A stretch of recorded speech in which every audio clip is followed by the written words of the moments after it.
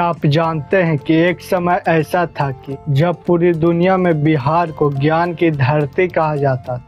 यहाँ चीन, जापान और कोरिया और तिब्बत से विद्यार्थी सिर्फ पढ़ाई करने के लिए हजारों किलोमीटर यात्रा करके पढ़ाई करने आते थे और उस महान शिक्षा केंद्र का नाम था नालंदा विश्वविद्यालय। जी हाँ दोस्तों, आज हम जानेंगे कि बिहार के उस प्राचीन विश्वविद्यालय की कहानी, जो सबसे बड़ा और सबसे प्राचीन शिक्षा केंद्र माना जाता था। नालंदा विश्वविद्यालय की स्थापना 5वीं शताब्दी में गुप्ता वंश कुमार गुप्ता प्रथम ने करवाई थी। उस समय भारत में शिक्षा, विज्ञान और संस्कृति पूरी दुनिया से आगे था। धीरे धीरे नालंदा विश्वविद्यालय इतना प्रसिद्ध होता गया कि पूरी दुनिया से छात्र पढ़ाई करने के लिए आने लगे। कहा जाता है कि 10,000 विद्यार्थी और 2,000 शिक्षक एक साथ रहते थे। लेकिन दोस्तों, नालंदा सिर्फ एक विश्वविद्यालय नहीं था, बल्कि ज्ञान का पूरा एक शहर था। यहाँ बड़े बड़े मंदिर,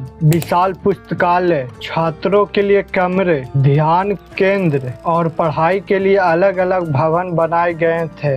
यहाँ सबसे खास बात यह था कि यहाँ शिक्षा पूरी तरह से मुफ्त थी। विद्यार्थियों को रहने, खाने और पढ़ने की सारी सुविधाएं दी जाती थी। लेकिन नालंदा विश्वविद्यालय में प्रवेश लेना आसान बात नहीं था। यहाँ प्रवेश परीक्षा इतनी कठिन होती थी कि हर 10 में से 2 या 3 ही विद्यार्थी सिलेक्ट होते थे। अब सोचिए, आज से 1500 साल पहले भारत में इतनी उच्च स्तर की शिक्षा दी जाती थी। नालंदा विश्वविद्यालय में सिर्फ बौद्ध धर्म ही नहीं पढ़ाया जाता था। यहाँ गणित, विज्ञान, चिकित्सा, खगोल शास्त्र और संस्कृत जैसे कई विषय पढ़ाई जाती थी। उस समय के महान विद्वान और गुरु पढ़ाया करते थे। चीन के प्रसिद्ध हेनुसांग भी नालंदा आए थे। उन्होंने कई वर्षों तक यहाँ शिक्षा प्राप्त की और बाद में दुनिया को नालंदा के महानता के बारे में बताया। दोस्तों,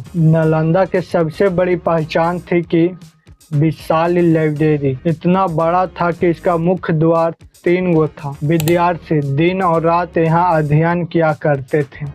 लेकिन इतिहास का सबसे दुखद समय तब आया जब 12वीं शताब्दी में आक्रमणकारी बख्तियारजी खिलजी ने नालंदा पर हमला कर दिया। उन्होंने विश्वविद्यालयों को नष्ट कर दिया और विशाल पुस्तकालय में आग लगा दी। और कहा जाता है कि लाइब्रेरी में इतनी किताबें थी कि आग कई महीनों तक जलता रहा। उस आग से सिर्फ किताबें ही नहीं जली, बल्कि भारत का अनमोल ज्ञान और इतिहास भी जल गया। नालंदा के नष्ट होने के बाद भारत का शिक्षा व्यवस्था नष्ट हो गया। आज के समय में विश्व से लोग नालंदा विश्वविद्यालय के खंडहरों को लोग देखने आते हैं। नालंदा हमें यह सिखाता है कि ज्ञान सबसे बड़ी शक्ति है और शिक्षा ही किसी देश को महान बनाती है।